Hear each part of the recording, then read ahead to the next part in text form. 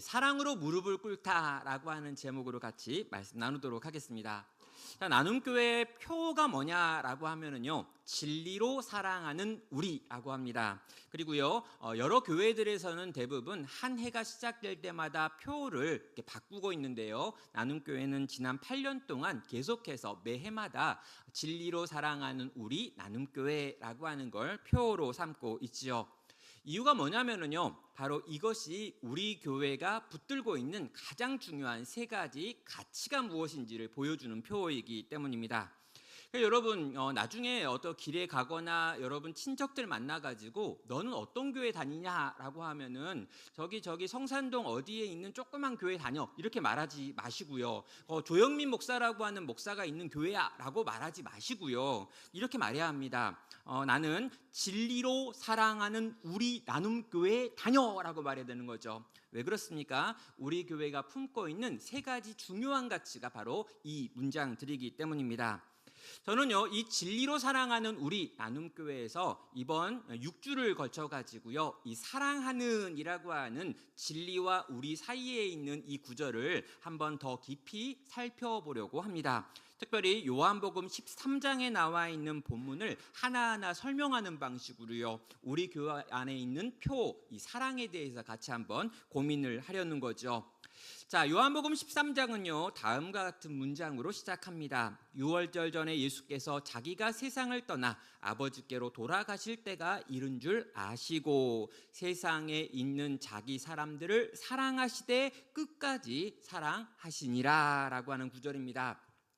그럼 시간적인 배경이 나오는데 6월절 전이다라고 말하고 있고요. 이어지는 부연 설명을 보면은 예수님께서 십자가에 달려 죽으시기 바로 그 전에 있던 그 일주일 어간에 있었던 6월절 전이다라고 하는 걸 보게 됩니다.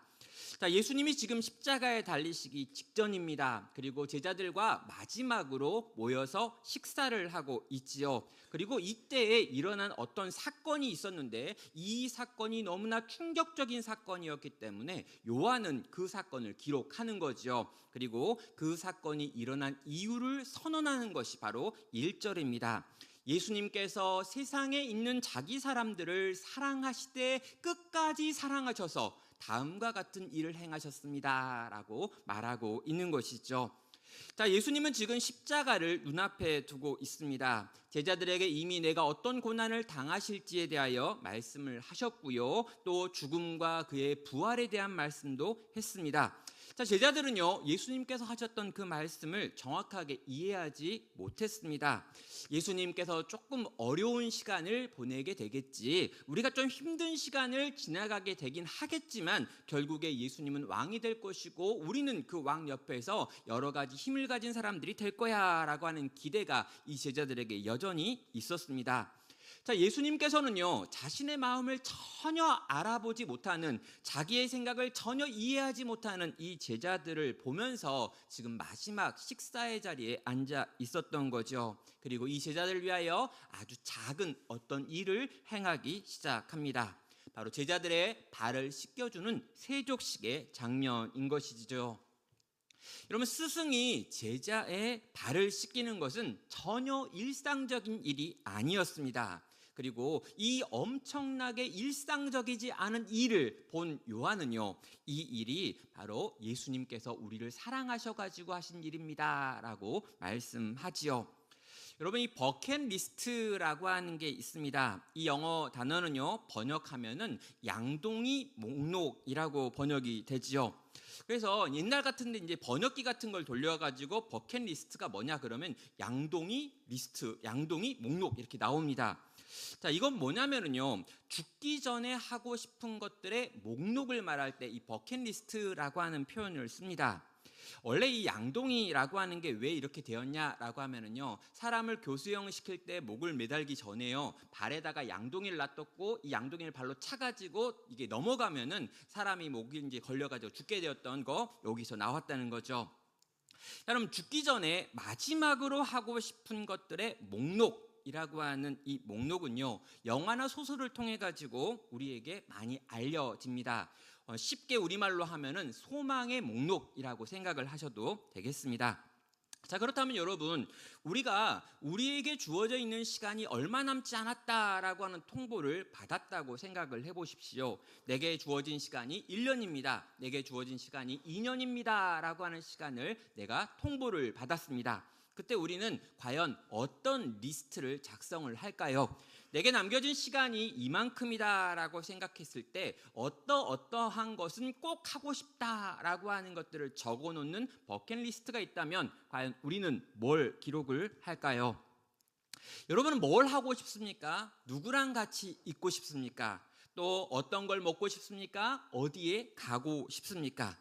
자, 동일하게요. 지금 예수님에게도 지금 이 시간이 마지막 시간입니다. 오늘 저녁에 식사를 하시면 예수님은 산에서 잡히게 되고 그 뒤에 고초를 당하시다가 십자가에 달려 죽으시는 거예요. 그러니까 오늘 저녁 이 식사가 그분이 이 땅에서 정상적으로 살 수 있는 마지막 시간인 겁니다. 그렇다면 이 마지막 얼마 남지 않은 몇 시간을 예수님은 과연 뭘 하고 싶었고 누구와 함께 하고 싶었고 어떤 행동들을 하기 원하셨던 걸까요? 그런데 예수님은요, 이 마지막 시간, 이 자기에게 주건 얼마 남지 않은 몇 시간을요, 제자들과 함께 밥을 먹고요, 이 제자들의 발을 씻기는 데 쓰고 있습니다. 왜 그렇습니까? 사랑하시되 끝까지 사랑하시는 그 사랑 때문이었죠. 자, 여러분, 예수님의 삶에서 가장 중요한 게 뭐냐라고 물어보면요, 바로 이 사랑이었던 것입니다. 여러분, 인생의 마지막 순간에 내가 붙잡는 그것이 내가 가장 소중하게 여기는 겁니다. 그런데 예수님은요, 그 마지막 시간에 세상에 있는 자기 사람을 끝까지 사랑하기 위하여 당신의 남은 모든 시간을 썼다라고 말하고 있지요. 그분의 삶을 정리하면 사랑이라는 단어로 정의가 됩니다. 그분은 그 사랑을 자신의 온몸으로 보여주는데 그의 마지막 시간, 마지막 식사를 사용하셨기 때문인 거죠. 앞으로 6주 동안 살펴볼 것이 바로 이 주님의 사랑입니다. 자, 예수님의 사랑을 생각할 때요, 가장 먼저 우리가 정리해야 될 것은요, 과연 예수님이 누구를 사랑하셨는가라고 하는 그 사랑의 대상에 대한 부분입니다. 1절을 다시 봅니다. 유월절 전에 예수께서 자기가 세상을 떠나 아버지께로 돌아가실 때가 이른 줄 아시고 세상에 있는 자기 사람들을 사랑하시되 끝까지 사랑하시니라 라고 말합니다. 자, 여러분, 사랑의 대상에 나옵니다. 세상에 있는 자기 사람들이라고 나오죠. 자, 여기 나와 있는 자기 사람들이라고 하는 이 표현은요, 이 소유격입니다. 나의 사람들, 내 안에 속해 있는 사람들을 사랑하셨다라고 하는 표현이죠. 자, 그리고 이어지는 내용을 보면은요, 예수님과 마지막 함께 그 자리에 있었던 제자들이 바로 나에게 속한 사람들이라고 하는 내용이 되는 거다라고 하는 걸 보게 됩니다. 자, 예수님께서 마지막 함께 하기를 원했던 사람들, 그렇게 선택했던 사람들은 바로 그분의 제자들이었습니다. 그런데 여러분, 이 제자들이라고 하는 사람들 한번 생각해 보면은요, 저는 좀 답답하다라고 느낍니다. 왜요? 이 제자들은 탁월한 사람들이 아니었습니다. 이 제자들은 훌륭한 사람들도 아니었고요, 뭔가 대단한 사람도 아니었습니다. 종합하면 하나도 사랑스럽지 않은 사람들이 이 제자들이었습니다. 이 제자들은요, 예수님의 마음을 전혀 헤아리지를 못합니다. 예수님이 분명 3번이나 내가 고난을 당할 거고 십자가에 달릴 거고 죽을 거고 다시 살아날 거다라고 하는 걸 이야기했는데 그 하나도 알아듣는 사람이 없습니다. 이 정도 되면은요, 진짜 애들 이상한 거죠. 그러니까 3번이나 차근차근 잘 설명을 했는데, 아니요, 그렇지 않을 것 같은데요, 안 죽을 것 같은데요, 그때 어떻게 해가 좀 힘들겠지만 그래도 당신은 왕이 될 거잖아요, 그때 나를 오른편에 세워주세요, 이런 얘기하고 있고요.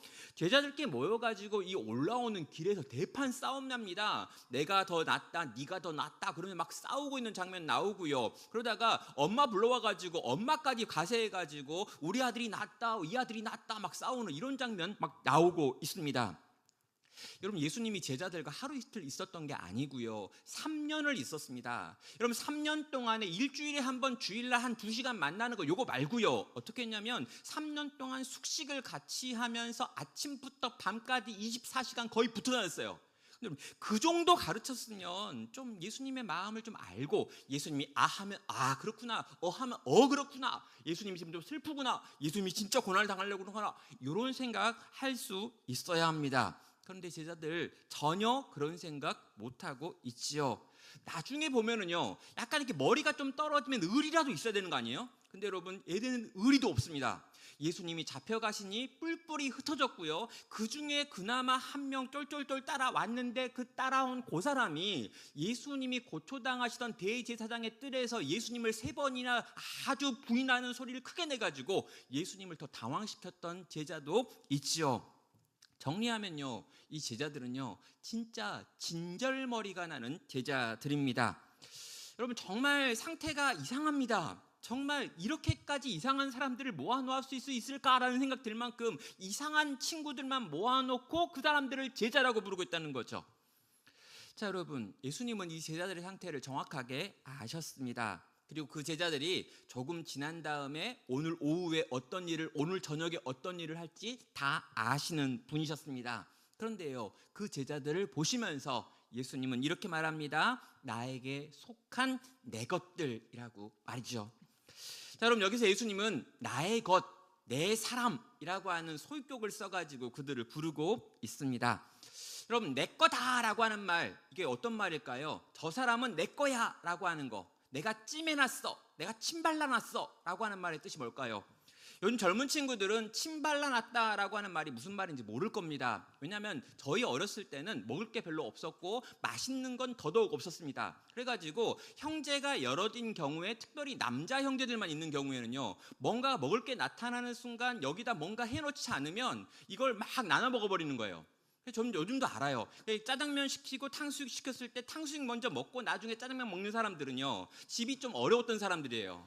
근데 여러분, 이제 자기 짜장면 먹고 있는 친구들은요, 날 때부터 거의 경쟁이 없어가지고 짜장면 불기 전에 먼저 먹고 그 다음에 고기 먹어도 괜찮다는 걸 아는 사람들인 거죠. 있는 집만 그렇게 먹을 수 있어요. 없는 집은요, 어떻게 하냐면 침을 뱉습니다. 침을 먼저 뱉어요. 일단 침 싹 해놓은 다음에 침 떨어졌으니까 내 거라고 얘기하고, 그 다음에 그거 내가 먹고 그거 못 먹게 할 때 침을 뱉습니다. 침 발라놨다, 내 거다라고 하는 표현인 거죠. 여러분, 내 거다라고 하는 표현은요, 자기 욕심이 포함되어 있는 내용입니다. 아이들이 장난감 같은 거 붙잡고 내 거야 라고 하면요, 절대 이거 건들지 말라고, 이건 내 거라고, 나만 갖고 놀 거라고 하는 고집이 포함되어 있는 내용이죠. 자, 그런데 예수님은요, 지금 자기 제자들을 보면서 내 거야 라고 외치고 있습니다. 분명히 아이들이 말하는 내 거야 라고 하는 의미와는 다르겠지요. 내 이익을 위해서 이건 내 옆에 있어야 돼 라고 하는 말은 아닐 것입니다. 그렇다면 과연 어떤 의미일까요? 여러분, 예수님이 그 제자들을 보면서 내 거야 라고 하는 말을 할 때 그 말의 의미는요, 내가 이것을 위하여, 이 사람들을 위하여 나의 전부를 다 쏟을 거야 라고 하는 고백이 담겨 있는 표현이라는 것입니다. 이걸 어떻게 하냐고요? 제가 이 첫 아이가 태어나가지고 이 첫 아이를 품에 안았을 때 느낌이 딱 요 느낌이었습니다. 3kg도 안 되는 3.2kg 정도 되는 이 아기를요, 딱 해가지고 나한테 딱 안겨주는데, 요 아기 포대기에 쌓여가지고 제 품에 딱 안기는 순간 약간 울컥했습니다. 여기 이제 아빠들 좀 그런 느낌 있죠? 얘가 딱 나타났는데 나는 뭐 배에 불렀을 때까지는 별로 생각이 없었어요. 엄마만 좀 고생하고 나는 별로 상관없었으니까. 근데 애가 딱 태어나가지고 갑자기 와가지고 탁 안겨 있는데 막 목 부러질 것 같고 떨어뜨리면 죽을 것 같고 이런데, 얘 딱 안고 있는 그때 애가 내 자식이다 라고 하는 생각이 들면서 내 거야 라는 마음이 들었어요. 그리고 그때 마음이 어떤 거였냐면요, 내가 얘를 위해서, 이 아기를 위해서, 이 아기가 잘 자라는 것을 위해서, 이 아이가 정말 장성할 때까지 내가 할 수 있는 내 모든 것을 다 써야지 라고 하는 생각이 들더라는 것입니다. 이게 이타적인 내 거라고 하는 표현인 거죠. 자, 여러분, 예수님은 사랑하는 당신의 제자들을 품으시면서 걔들은 세상에 있는 내 사람들, 나의 것, 나에게 속한 것들이야 라고 말하며 그들을 사랑하기를 끝까지 사랑한다 라고 말씀하는 겁니다. 자, 그런데요, 그분의 그 사랑의 범위가 어떤지를 보면 충격적입니다. 이어지는 2절은 말합니다. 마귀가 벌써 시몬의 아들 가룟 유다의 마음에 예수를 팔려는 생각을 넣었더라 라고 말하는 거죠. 자, 이미 예수님을 팔려고 작정하고 있는 가룟 유다가 거기 앉아 있다라는 겁니다. 이미 마음 가운데 마귀가 주는 생각이 들어와 있습니다. 요번 기회에 예수를 내가 팔아치워야지. 얼마에 팔까? 어디서 팔까? 어떻게 팔까? 이미 제사장과 이야기를 나눴고, 이제 예수님이 우리를 데리고 감람산 위에 올라가서 기도를 할 때 거기로 그 사람들 이미 불러들여 놨고, 이미 사인을 맞춰놨습니다. 내가 입 맞추는 그 사람이 예수다라고 사인까지 맞춰놨어요. 오늘 밤에 그 일을 진행하려고 준비하는 가룟 유다가 거기 그 자리에 앉아 있습니다. 그런데 어떻게 합니까? 이 가룟 유다의 발도 예수님은 씻기고 있습니다. 왜 그럴까요? 가룟 유다가 마지막 선택을 하기까지, 그래서 마지막으로 예수님을 팔아 넘기기 그 직전까지 예수님은 여전히 가룟 유다를 포기하지 않고 사랑으로 바라보고 기대하고 있었기 때문입니다. 여러분, 예수님 다 아세요. 사람의 마음이 어떤지 압니다. 제자들 몇 명 되지도 않는데 그 중에 하나 이상하다는 거 알고 있습니다. 그런데도요, 여전히 그 역시 당신의 사랑의 범위 안에 두고 그를 품고 끝까지 사랑하려고 애쓰고 노력하시는 주님의 모습이 있더라는 것이죠. 사랑하는 성도 여러분, 우리는 이 모습에서 예수님의 마지막 관심이 무엇이었는지 다시 살펴보게 됩니다. 예수님은 제자들을 사랑하시는데 그 마지막 시간을 쓰심으로 이 땅을 살아가는 성도의 삶에 무엇이 가장 중요한지를 보여주고 계십니다. 예수님께서 제자들을 사랑하신 그 사랑으로 너를 사랑하고 있어, 나를 사랑하고 있어 라고 또한 말씀하시지요. 여러분, 우리가 그분에게 사랑받을 만한 자격이 있어서 그분이 우리를 사랑하는 건 아닙니다. 제자들처럼 우리도 그렇게 이상합니다. 여러분, 제자들은 3년 믿고 상태가 안 좋았는데 여기 계신 우리 어르신들은요, 한 70년 믿고도 상태가 여전히 불량하잖아요. 인정하셔야 됩니다. 이건 인정해 주시는 거예요. 그러니까 상태가 진짜 이상해요. 저는 목사인데 목사는 이상해요. 막 성경을 연구하고 뭐 이렇게 알고 뭐 이렇게 하는데도 늘 그 하나님의 마음을 알기도 하나님의 뜻대로 살기도 너무 어려운 내 자신을 봅니다. 이렇게 엉망임에도 불구하고 그분은 세상에 있는 자기 사람을 사랑하시되 끝까지 사랑하시는 그 사랑으로 오늘 또 우리를 사랑하신다고 말씀하신다는 거죠.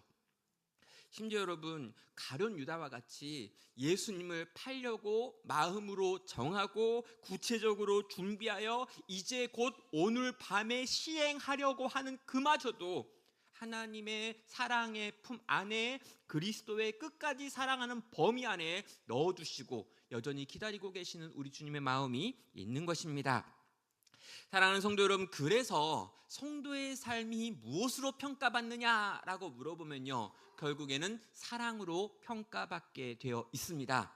얼마나 주님을 사랑했는지, 얼마나 주께서 내게 보내신 영혼들을 사랑했는지, 그리고 그 사랑으로 내가 평가받는 줄 알기 때문에 오늘 우리는 오늘 이 땅의 교회는요, 자기 자신을 사랑으로 채워야 되고 그 사랑을 드러내고 보일 수 있는 공동체가 되어야 하는 것입니다.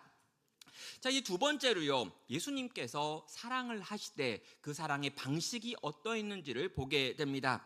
그 사랑의 방식은요, 섬김이라고 하는 것으로 드러나는데요, 예수님께서 어떤 분이셨는지 먼저 드러내고요, 그분이 하는 선택을 보게 됩니다. 3절은 말합니다. 저녁 먹는 중 예수는 아버지께서 모든 것을 자기 손에 맡기신 것과 또 자기가 하나님께로부터 오셨다가 하나님께로 돌아가실 것을 아시고 라고 말합니다. 자, 예수님은 두 가지를 알았다라고 말하고 있습니다. 하나는 하나님 아버지께서 자신에게 모든 것을 다 주셨다라고 하는 것이었고요, 다른 하나는 내가 이제 하나님께로부터 왔고 하나님께로 돌아가야 한다라고 하는 걸 알았다라고 말하고 있어요. 자, 여러분, 여기 보면은요, 지금 예수님께 하나님이 모든 걸 다 주셨다라고 말합니다. 그러니까 우리가 생각하기로는요, 예수님께서 십자가에 달려 죽으시고 부활하신 다음에 승천하셔서 예수님의 우편에 하나님의 우편에 앉아 계신 다음에 하나님의 모든 것들을 상속해가지고 그때부터 이 땅을 통치한다라고 생각하는데, 하나님은요, 먼저 예수님이 그 순종으로 십자가를 향해 나가기 전에 당신의 모든 것들을 주셨다라고 하는 거예요. 예수님은 그때 이미 하나님의 모든 능력을 다 가지고 계셨습니다. 이게 뭐가 문제냐고요? 이게 뭐가 달라지는 거냐고요? 여러분, 예수님이 능력이 없어가지고 대제사장의 사병들에게 잡히는 게 아닙니다. 예수님이 힘이 없어가지고 로마 군병들에게 끌려다녔던 게 아닙니다. 예수님이 아무런 힘도 능력도 없어가지고 십자가에 매어 달려가지고 6시간 동안 그렇게 달려있다가 죽은 게 아니라는 거예요. 이미 하나님은 그에게 모든 능력을 다 주셨습니다. 그분이 원하시기만 하면, 그분이 바라시기만 하면 이 십자가를 꺾고 내려올 수 있는 거고요. 로마 군병도 대제사장의 사병들도 그 예수를 꺾을 수 없다라는 거예요. 그런데도 불구하고 예수님은 그 십자가를 스스로 선택하여 걸어가신 분이다라고 하는 것입니다.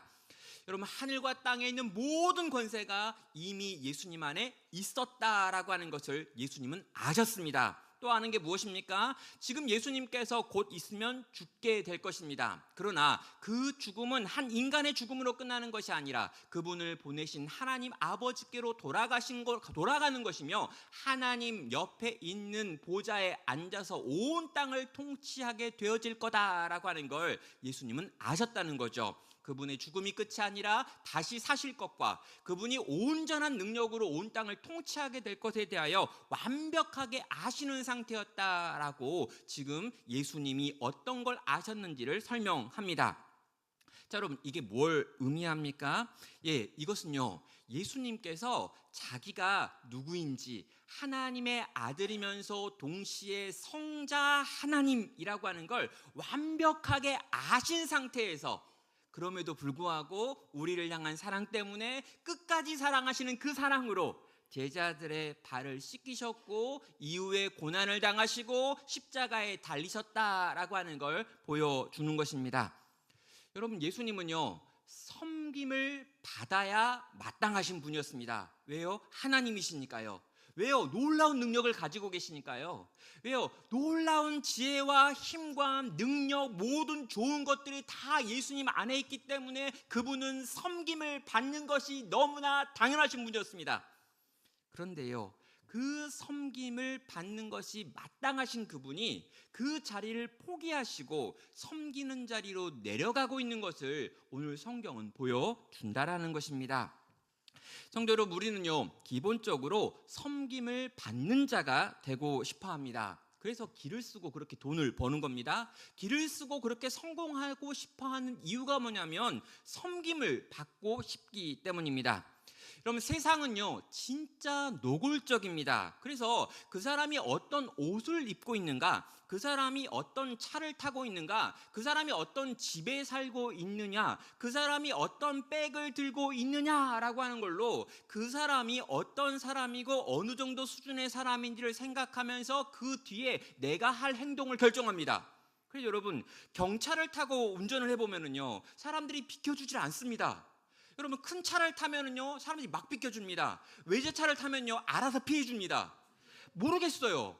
왜 그런지 모르겠지만 아무튼 진짜 운전을 해보면 그걸 느낍니다. 동일합니다. 내가 살고 있는 동네가 어딘지, 내가 어떤 대학을 나왔는지, 내가 연봉을 어떻게 받는지, 지금 내가 입고 있는 옷의 메이커가 뭔지를 가지고 사람들은 끊임없이 그 사람을 어떻게 대할지를 결정하고 있더라는 거죠. 그래서 우리는요 사람들에게 섬김을 받고 싶어가지고 뭔가 열심히 하고 무언가로 나를 무장하고 무언가로 나를 치장하고 포장을 합니다. 그런데요, 예수님은 전혀 자기를 포장할 필요가 없으신 분입니다. 그분은 다 가지신 분이십니다. 그분은 그냥 섬김을 받는 것이 너무 당연합니다. 온 우주가 그분을 섬겨 마땅하죠.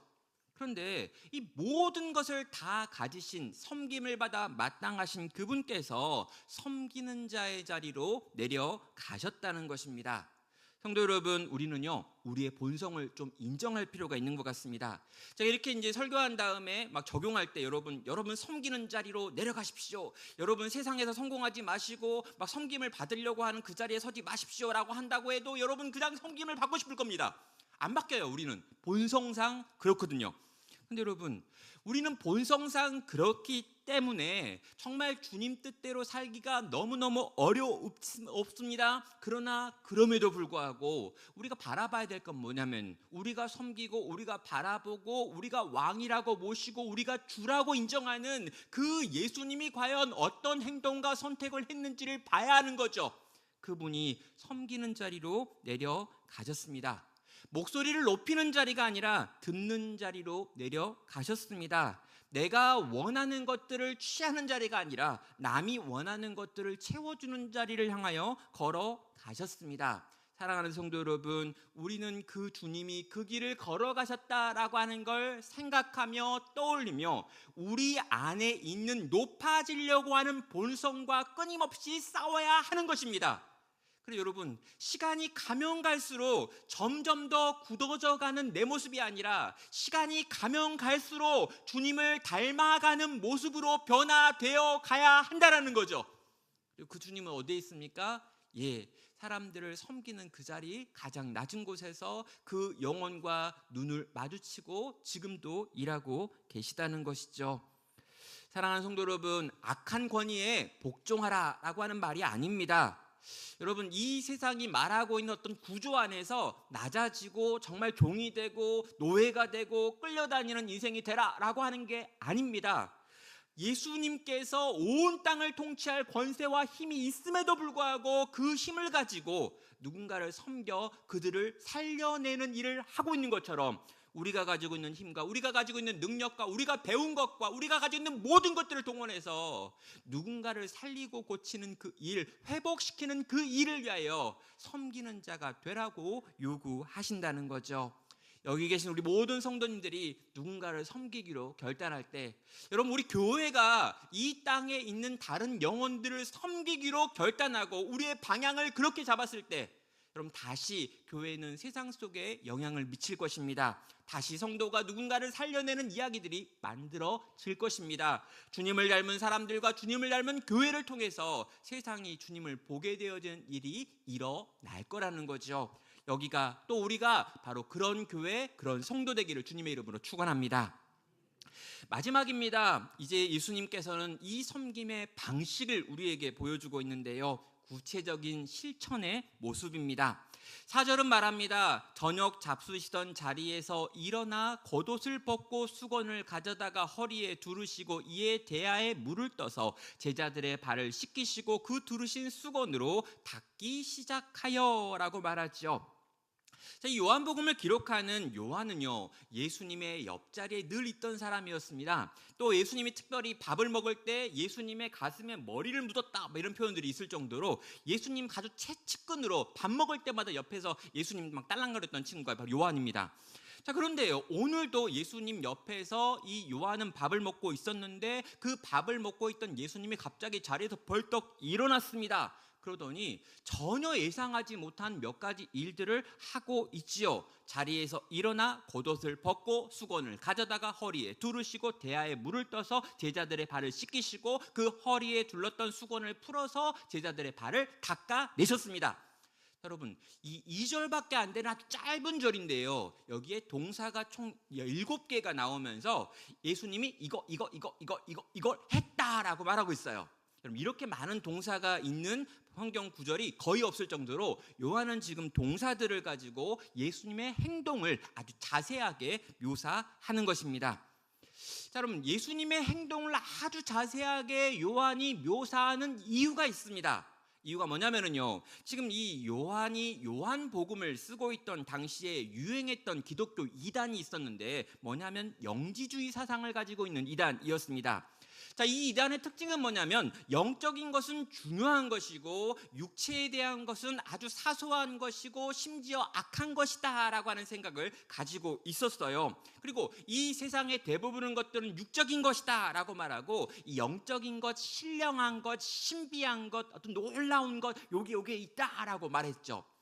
그래서 신앙생활이 좋은 사람은, 믿음을 잘 가진 사람은, 또 우리 예수님 같은 그런 분들은 이 영에 속한 사람이지 육에 속한 사람이 아니다라고 말하며 그렇게 가르치는 사람들이 있었습니다. 자, 이런 이들의 특징이 뭐냐면요, 우리의 일상의 가치를 인정하지 않는 거죠. 우리의 노동의 가치를 인정하지 않는 것입니다. 열심히 수고하고 애쓰며 이 땅을 뛰어다니고 있는 사람들을 인정하지 않고요, 가만히 앉아가지고 이렇게 가만히 이렇게 뭐 묵상하는 사람들, 가만히 하루 종일 이렇게 막 기도만 하는 사람들, 하루 종일 찬양만 하는 사람들, 하루 종일 뭔가 신비한 세계를 경험하고 있는 그런 사람들이 교회의 영적인 리더다라고 생각하는 사람들이 있었고, 그런 종류의 이단이 있었습니다. 그런데 여러분, 이러한 영지주의 이단, 그 이단의 리더들의 특징이 뭐냐면요, 절대로 뛰지 않고요, 절대로 소리내지 않고요, 절대로 뭔가 열심히 땀을 흘리면서 누군가를 위해 수고하는 일이 없는 사람들이 바로 이 영지주의 이단의 교회에서 리더를 하고 있던 사람들이었습니다.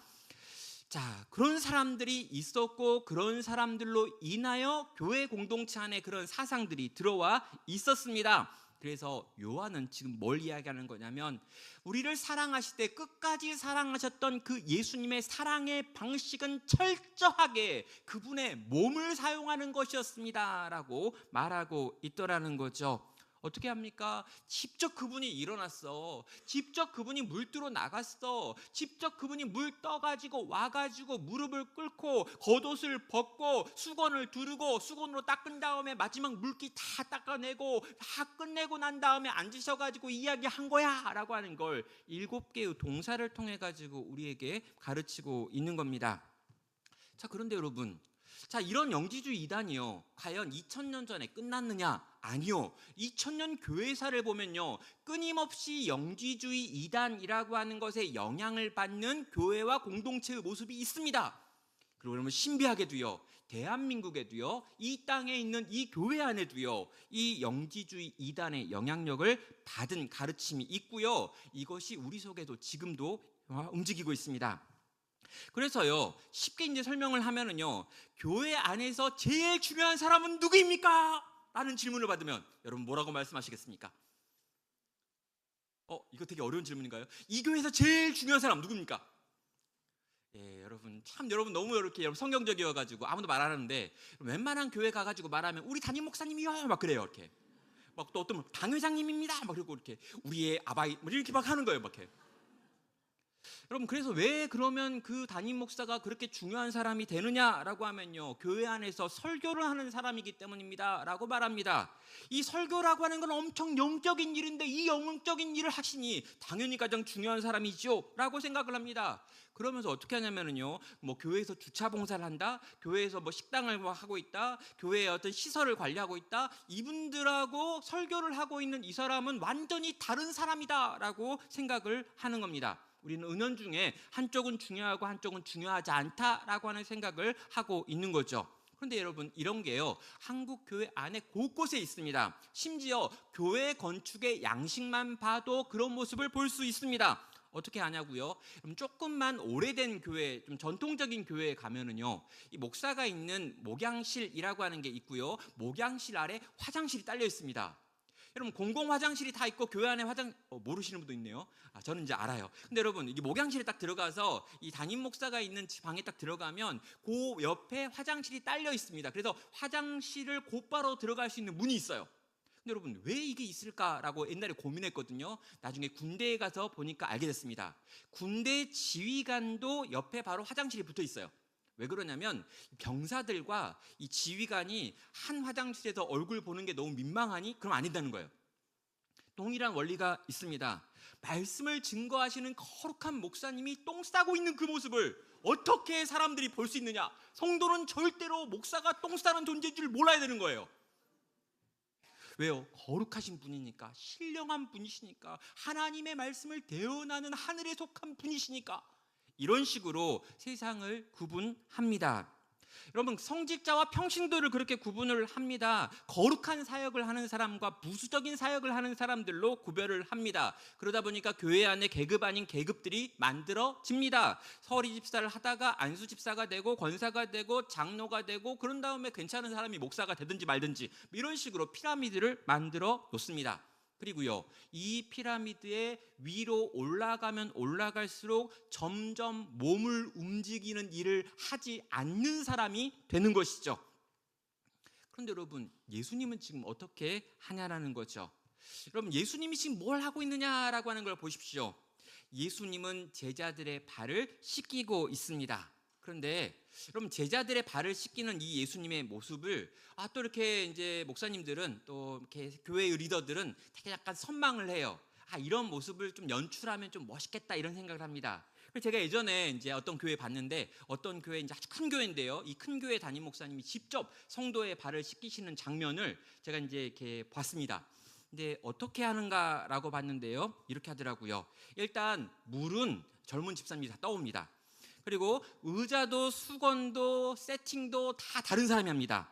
그리고 다 준비가 된 다음에 애행 연습도 해요. 그런데 이 이제 세족식을 하는 사람을 부교육자가 데리고 와가지고 동선을 짜주고 카메라 위치를 정해준 다음에 영상을 어떻게 찍을지 이미 다 이렇게 만들어 놓습니다. 다 끝내놔요. 다 끝낸 다음에 이제 마지막에 이제 목사님이 나와요. 목사님 와가지고 발을 씻기실 때, 여러분, 발을 씻기시는 목사님의 손을 클로즈업하면서 동시에 눈물을 흘리는 성도의 눈에 흘러는 눈물을 클로즈업하는 거죠. 그런 다음에 이제 그 장면을 보여주면서 뭔가 이렇게 흐느끼는 분위기와 음악이 반주 깔아지면서 모든 성도가 다 감동을 받아 우는 거죠. 못 봤나요? 이건 이벤트라고 하는 겁니다. 뭔가 연출인 거죠. 이런 장면에 이런 훌륭한 목사가 있다라고 하는 걸 이렇게 다양한 것들을 사용해 가지고 보여주기 위한 이벤트였습니다. 근데 여러분, 예수님이 뭘 하고 있는 거냐면 이벤트를 하고 있는 게 아니라 직접 밥을 먹던 자리에서 그분이 일어나셨습니다. 그분이 나가셨습니다. 그분이 물을 뜨셨습니다. 그분이 그 물동이를 들고 들어오셨습니다. 그분이 무릎을 꿇었고요. 그분이 제자들의 발을 만지시고요.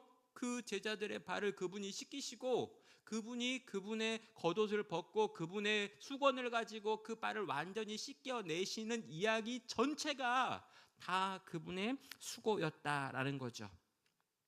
여러분, 식사 도중에 일어나는 사람이 바로 종입니다. 여러분, 겉옷을 벗고 허리에 수건을 두른 사람이 바로 종입니다.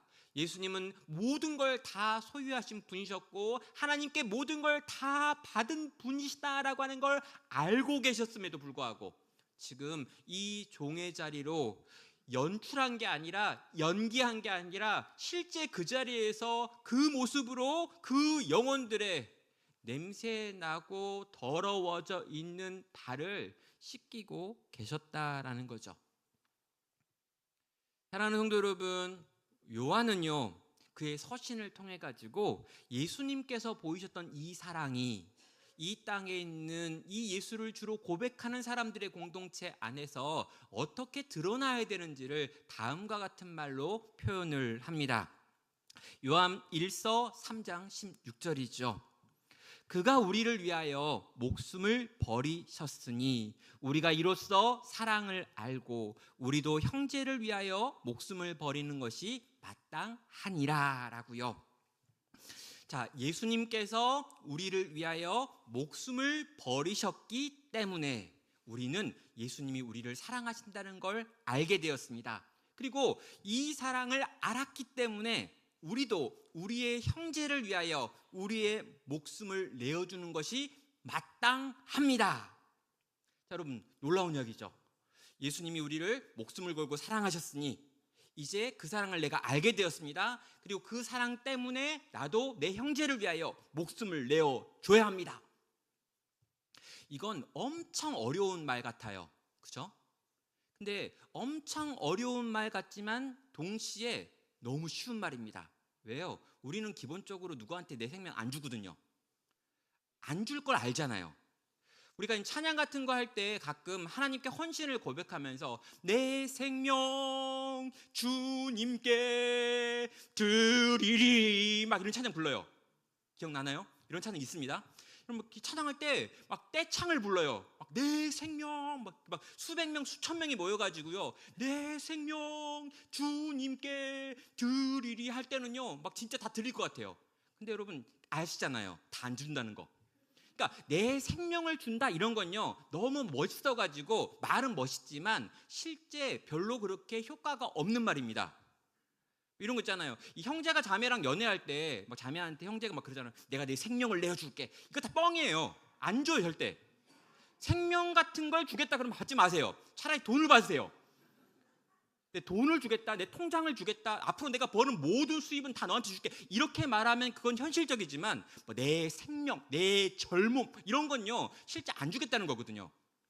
동일합니다. 그래서 요한이요 이어가지고 17절과 18절에서 이렇게 말하는 거예요. 누가 이 세상의 재물을 가지고 형제의 궁핍함을 보고도 도와줄 마음을 닫으면 하나님의 사랑이 어찌 그 속에 거하겠느냐. 자녀들아, 우리가 말과 혀로만 사랑하지 말고 행함과 진실함으로 하자라고 말해요. 그러니까 내 생명을 들여가지고 형제를 사랑하라 라고 말했습니다. 사람들이 내 생명 주지 뭐 이렇게 했어요. 그랬더니 아니, 내 생명을 준다는 건 뭐냐면 네 돈을 쓰는 거야. 네 진실함을 가지고 네 시간과 네 물질과 네 관심과 네 땀을 그걸 위해 쓰는 거야 라고 말한다는 거죠. 생명을 준다라고 하는 말은요 모호한 어떤 멋있는 표현이 아닙니다. 생명을 준다는 말 속에 뭐가 있냐면 내 돈, 내 재물, 그리고 거기에 이 혀와 말이 아니라 행함이라고 하는 거, 내 진실한 마음을 가지고 너를 위해 하는 모든 수고라고 하는 방식으로 내가 너를 사랑한다는 걸 증명해낼 것을 지금 주님은 요구하신다는 거죠. 사랑하는 여러분, 우리는 사랑해야 합니다. 그런데 예수님은 그 사랑을 당신의 온몸으로 드러내고 표현하셨습니다. 그 예수님을 우리가 알게 되었습니다. 그 사랑을 받았습니다. 그분이 우리를 위하여 우리의 발을 씻기실 뿐만 아니라 우리를 위하여 십자가에 달려 죽으셨습니다. 진짜 그 몸이 찢기셨습니다. 진짜 그 몸에 채찍이 떨어졌습니다. 진짜 그 몸이 찢기시고 그 몸에 손에 못짓이 박히시고 그분의 발에 못이 박히셨고요. 그분의 옆구리를 창이 찔렀습니다. 그분의 몸 안에 있는 물과 피가 우리를 위하여 다 쏟아지셨습니다. 우리는 그 사랑을 받았습니다. 그래서 어떻게 합니까? 사랑하실 때 끝까지 사랑하시는 그 사랑이 어떤 것인지 그분은 당신의 온 몸으로 보여주셨기 때문에, 증명하셨기 때문에 그 사랑을 받은 내가 그 사랑 때문에 또 누군가를 사랑하는 자리로 나아가는 것입니다. 사랑하는 성도 여러분, 저는요 이 사랑이 우리 가운데 있다면 놀라운 일이 벌어질 거라고 믿습니다. 또 이 사랑이 우리가 섬기는 이 교회 안에 있다면, 그리고 이 교회가 이 사랑을 구체적이고 실제적으로 이 세상을 향해 드러내고 보일 수 있다면, 사랑하는 여러분, 주님이 행하셨던 그 기적이 오늘 우리를 통해서도 행하여질 수 있다고 믿는 것이죠. 여기 있는 우리 모든 성도님들이 섬김을 받으려 하는 자가 아니라 섬기는 자가 되고, 우리 교회의 리더가 높아지려고 하는 자가 아니라 낮아지려고 하는 자가 될 때, 사랑하는 여러분, 가장 낮은 곳에서 이미 내려오셔서 우리를 위해 수고하시는 그 주님과 눈을 마주치게 될 것입니다. 여기 계신 모든 성도님들이, 또 우리 교회가 그 주님과 눈을 마주하며 그 주님이 하시는 사랑을 행할 수 있는 교회 되기를, 성도 되기를 주님의 이름으로 축원합니다. 이 시간 함께 같이 찬양하겠습니다. 주님의 손에 나의 손을 포겠고, 정말 주님이 사랑하시는 그 자리에서 나도 사랑으로 나아가도록 이 시간 구하고 찾는 마음으로 함께 같이 찬양하겠습니다.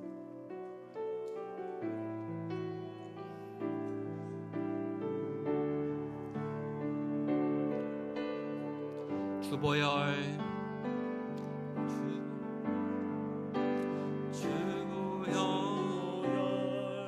날 정결케 하고,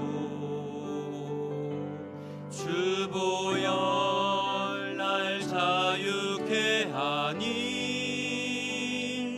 주 앞에 나 예배하는 이 시간 나의 모든 것을 주께 드리네. 주의 손 날 위에 찢기셨고, 주의 발 날 위에 박히셨으니, 이제는 내가 사는 것이 주를 위해 사는 것이라.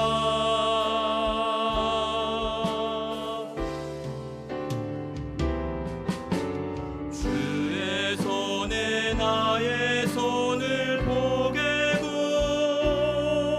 또 주의 발에 나의 발을 보게요.